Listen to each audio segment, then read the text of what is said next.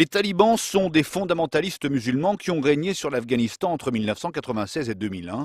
Pendant ces 5 années, ils ont appliqué la charia et c'est bien simple, presque tout était alors interdit dans ce pays. Au départ, les talibans sont des étudiants en théologie. En clair, ils apprennent l'islam dans des universités spécialisées. Mais voilà, au début des années 90, alors que les soviétiques ont quitté l'Afghanistan, un homme va fédérer ces jeunes combattants talibans. C'est le mollah Omar, un homme borgne qui porte une barbe poivre et sel et un turban. Dans un pays en pleine guerre civile, les talibans conquièrent en 1994 la province de Kandahar, proche de la frontière avec le Pakistan, puis la capitale Kaboul en 1996. Et là, les talibans au pouvoir instaurent la charia, un régime particulièrement répressif.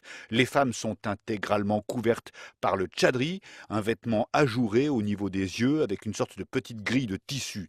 Elles ne peuvent pas travailler, l'enseignement est restreint, elles ne sortent pas seules de chez elles, les lapidations sont fréquentes. La musique, la danse, la télévision sont interdites, la plupart des sports également.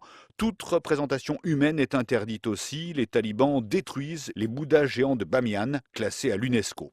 Mais le régime tombe en novembre 2001 à la suite de l'intervention de la coalition de l'ONU menée par les États-Unis. Car les talibans ont accueilli sur leur sol Oussama Ben Laden et son mouvement Al-Qaïda qui ont frappé les États-Unis de manière spectaculaire et meurtrière le 11 septembre 2001. Le mollah Omar réussit à s'enfuir au Pakistan, la base arrière des talibans depuis les années 80.